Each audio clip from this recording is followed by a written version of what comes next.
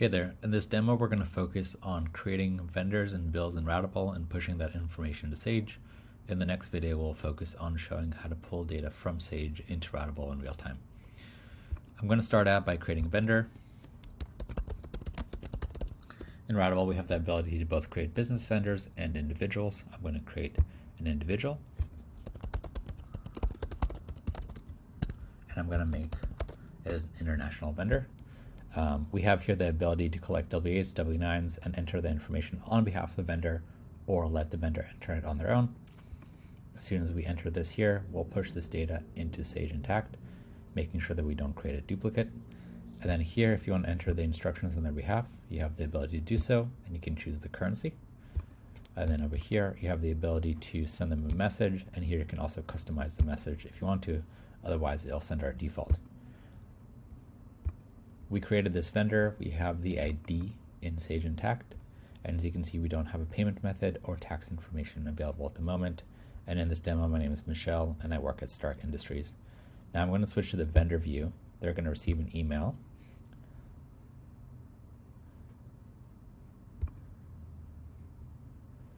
And let's see that connected, yep. So Danielle's going to get this email.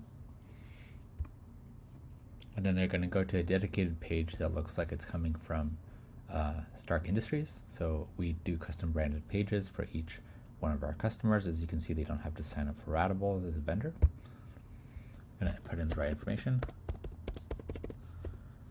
And then here we have the ability to collect a W8 Ben if you're an individual, and then a W8 Ben E if you are a business. I'm going to proceed with individual.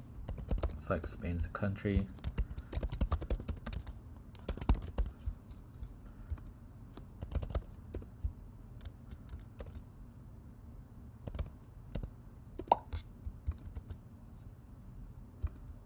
I'll put in the right information here.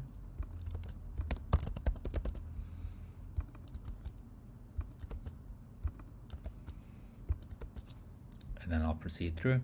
I can either e-sign the W8 or I can upload the W8 here.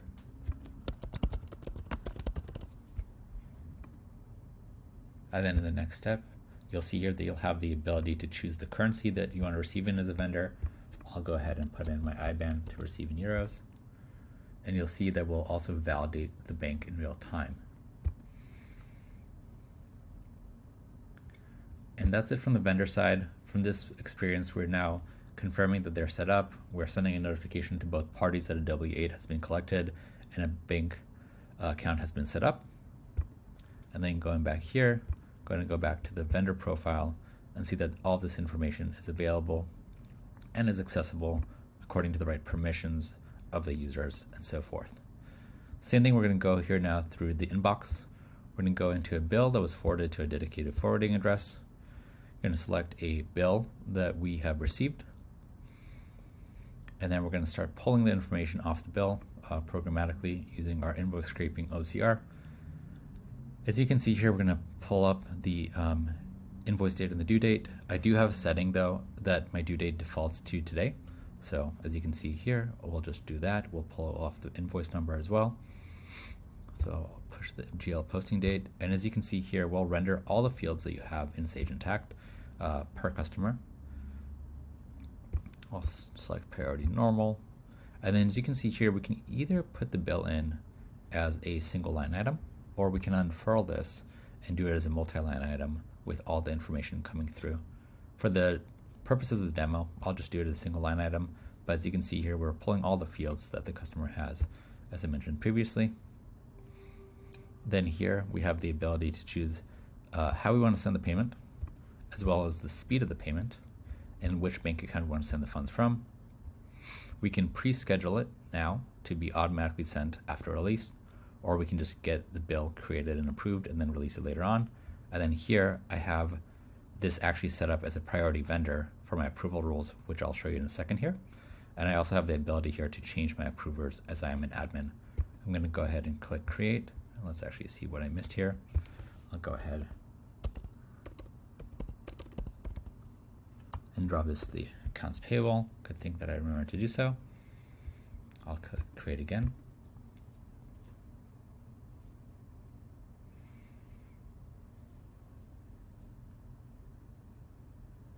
And from this point on, we've created a bill. It's been synced over, and so has the PDF. I just want to quickly show you guys what a bill that has been moved forward looks like. I'm going to click onto this initiated bill just to show you the paper trail. On the left-hand side, you'll see that we have the sources of who created it, who edited it, who approved it, etc., as well as the payment being created, and then the payment being added against the bill with the full status being paid. And then quickly too, we want to show you guys that we have the ability to create complex approval rules.